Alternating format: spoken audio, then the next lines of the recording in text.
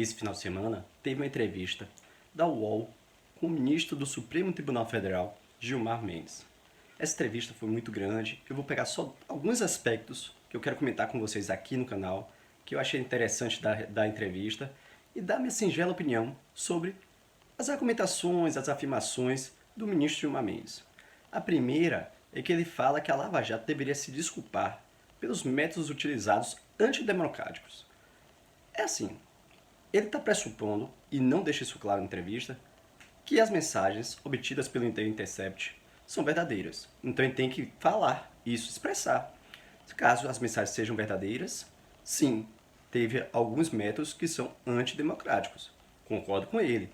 Só que ele tem que deixar claro que isso só é se forem comprovadas as autenticidades das mensagens, o que ainda não foi. Outro ponto é que ele fala que a própria Lava Jato, no caso, o ministro Sérgio Moro, quando criou o pacote anticorrupção, previu a utilização de prova ilícita, desde que obtida de boa-fé. E aí ele fala, ele defende o posicionamento do Supremo, que eu já falei aqui, que prova ilícita para inocentar é válida, e ele fala que o próprio pacote do Moro anticrime prevê que a prova ilícita obtida de boa-fé pode ser utilizada em um processo para inocentar alguém. E aí ele fala e dá a entender o posicionamento dele. Dá a entender não. Ele fala quase com todas as palavras que as provas ilícitas podem ser utilizadas sim para anular um processo. Ou seja, as mensagens obtidas e divulgadas pelo site The Intercept, no entender dele, podem ser utilizadas como meio de prova. Eu acho que prova ilícita pode até ser utilizada para defender um réu, mas tem que comprovar a autenticidade das provas. Se as mensagens que estão sendo divulgadas pelo The Intercept forem comprovadas por meio de um perito judicial que são verdadeiras, podem ser utilizadas sim como meio de prova para inocentar alguém.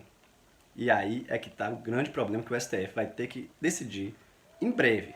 No meu entender, ainda esse ano, eles vão ter que fazer um posicionamento sobre isso. O terceiro ponto que eu quero falar aqui é que o ministro Gilmar Mendes, ele fala que o STF não deve temer a popularidade do Moro ao julgar suas decisões e eventualmente anulá-las ou não.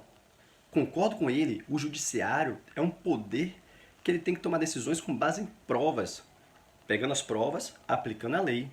Não tem que temer popularidade de uma parte ou outra. Ele não tem que olhar quem são as partes. Ele olha as provas, o conjunto probatório em si, tudo que foi produzido nos autos, e vê, está de acordo com a lei, qual dos dois, o pedido ou quem defende, e assim julgar. Não tem que pensar, tal pessoa é popular, então eu tenho que tentar, queria fazer uma média com a população, ajudar aquela pessoa. Não. O judiciário tem que ser isento. É o caso da imparcialidade do juiz. Então ele tem que julgar as provas de acordo com a lei. E o último ponto que eu queria falar aqui é que o Gilmar falou que se o Senado aprovar a CPI da Lava Toga, o próprio Supremo vai barrá-la. Tem uma coisa no direito chamada freios e contrafreios.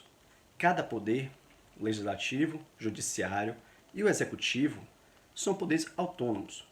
Ou seja, em regra, um não pode intervir no outro. Mas há exceções.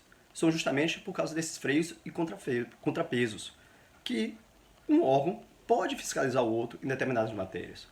Ou seja, e você abrir uma CPI para avaliar, para depois sim embasar um eventual pedido de impeachment, é perfeitamente legal.